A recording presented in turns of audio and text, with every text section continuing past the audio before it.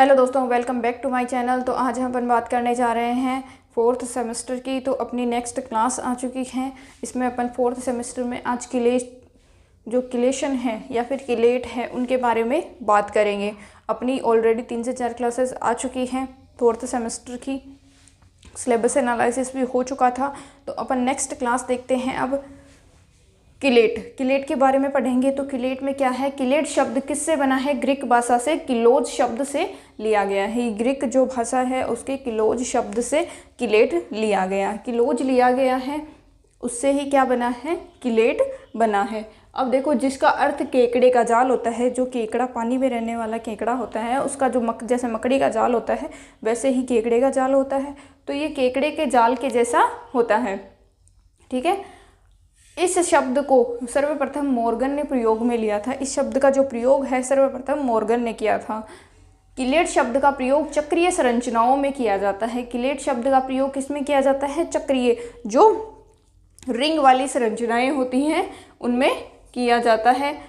5 membered हो या फिर 4 मेंबर्ड या 3 मेंबर्ड या 6 मेंबर्ड, चक्रीय संरचनाओं में किया जाता है। यानी जो आयन एवं अणुओं के साथ 2 या 2 से अधिक स्थानों से जुड़ने से बनते हैं। यानी दो स्थान से ज़्यादा अगर जुड़ रहे हैं तो उनसे बनते हैं। जैसे देखो, इसमें दो स्थान तो पहले से जुड़ रहे हैं, पर इससे अधिक जुड़ने से बनते हैं। ऐसे देखो, अब बन गया ना, यहाँ कार्बन हो जाएगा, यहाँ कार्बन हो जाएगा, और ये क्या बन गया? एक चक्रीय संरचना बन गई। 2 या 2 से अधिक, मतलब 2 या 2 से अधिक, 2 भी बन सकते हैं, 2 या से अधिक भी बन सकते हैं, से अधिक स्थानों पर जुड़ने से बनती हैं। अब जैसे ये संरचना, ये इस संरचना को क्या कहते हैं? इस संरचना को किलेट कहते हैं। ये अपन ने कॉपर ले लिया, NH2 जोड़ दिया, उसके N की वैलेंसी जो होती है वो कितनी होती है?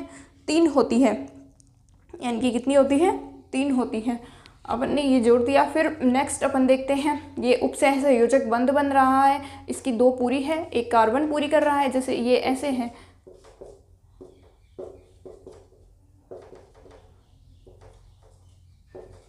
तो 3 ऑलरेडी पूरी है और एक ये उपसह संयोजक बंध बना रहा है, ठीक है।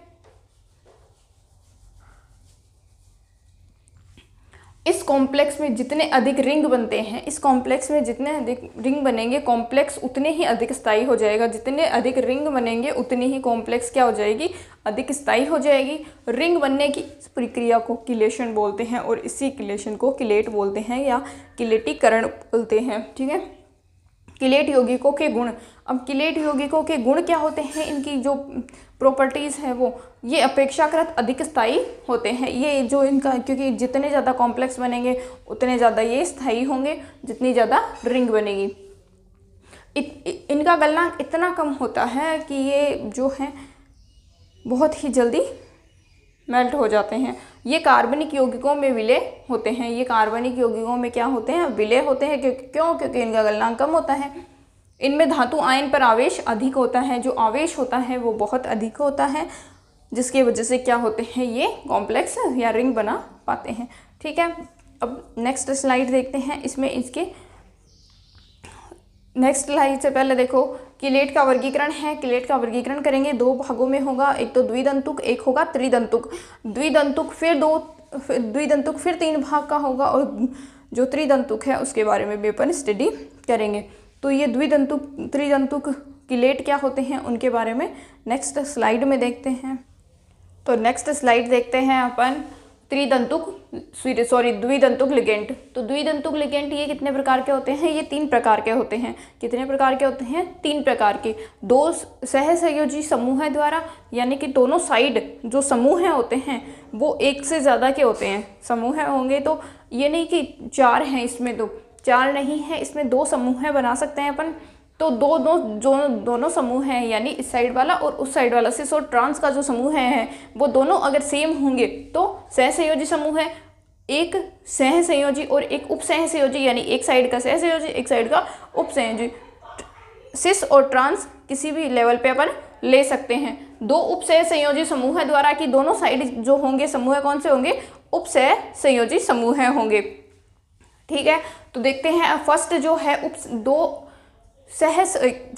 सहसंयोजी समूह हैं। अब दोनों साइड सहसंयोजी समूह है, मतलब कि इसमें उप सहसंयोजक बंध नहीं है। उप सहसंयोजक बंध कौन सा होता है? जिसमें उसकी वैलेंसी कंप्लीट होने के बाद अपन जो मुक्त मूलक या फ्री रेडिकल उससे बनाते हैं। ये जैसे नाइट्रोजन है, नाइट्रोजन की वैलेंसी कितनी होती है? 3 होती है, 3 बंध बना दिया। अब ये चौथा बंध जो होगा वो कौन सा होगा? उप सहसंयोजक बंध बनेगा। ठीक है, ये होता है उप सहसंयोजक बंध होता है। तो ऑक्सीजन की वैलेंसी कितनी होती है? 2 होती है। ठीक है, वो 2 वैलेंसी का मतलब है कि तो वो ऑक्सीजन 2 बंध बनाता है। ठीक है, यहाँ ऑक्सीजन कितने बंध बना रहा है? 2 बंध बना रहा है। तो 2 बंध बनाएगा, एक तो कार्बन के साथ बना रहा है, एक इसके साथ जो अपनी केंद्रीय धातु परमाणु है उसके साथ बना रहा है। तो क्या इसमें उप सहसंयोजक बंध बनेगा? नहीं, क्योंकि ऑक्सीजन की कितनी है? 1 है, सॉरी 2 बंध बनाने की है प्रवृत्ति, तो 2 बंध बना लेगा। फिर कार्बन की कितनी होती है? 4 बॉन्ड बनाने की होती है। कार्बन की कितनी होती है? 4 बॉन्ड बनाने की होती है। ठीक है, और यहाँ -2 कर दिया।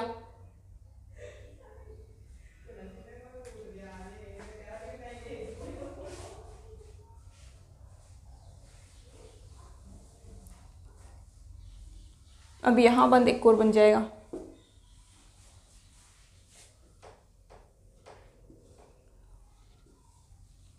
ठीक है, ये बंद ऐसे बनेगा, दोनों कार्बन कार्बन आपस में रिलेट होंगे। ये 3 हो गई, ये दोनों कार्बन आपस में रिलेट, ये दोनों कार्बन आपस में रिलेट हो जाएंगे। ठीक है, ये आपकी जो किलेशन स्ट्रक्चर है वो इस तरह से बनेगी। इसमें तो ये है कि उप सहसंयोजक बंध नहीं है, दोनों सहसंयोजक मतलब नॉर्मल बॉन्ड है इसमें।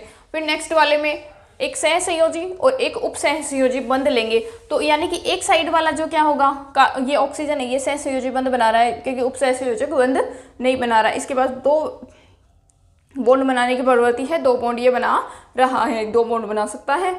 नाइट्रोजन कितने बॉन्ड बना सकता है? 3 बना सकता है। तो एक तो किससे बन रहा है? कार्बन से बन रहा है, 2 हाइड्रोजन के साथ, और एक किसके साथ बन रहा है? केंद्रीय धातु परमाणु के साथ बन रहा है। ठीक है, अपनी सेंट्रल मेटल के साथ बन रहा है। तो ये तो उप सहसंयोजी बंध बना रहे हैं जो नीचे वाला ग्रुप है, और ये ऊपर वाला ग्रुप जो क्या है वो कौन सा बना रहा है? संयोजी सहसंयोजी बंध बना रहा है, और ये उप सहसंयोजी बना रहा है। इसको ऊपर ग्लाइसिनेट भी बोलते हैं। क्या कहा जाता है? Copper glycinate. ठीक है, फिर 2 उप सहसंयोजी समूह द्वारा बन जाए। अगर 2 उप सहसंयोजी, क्योंकि दोनों साइड अगर उप सहसंयोजी समूह होंगे तो फिर कैसे बनेगा? तो देखो, ये क्या है?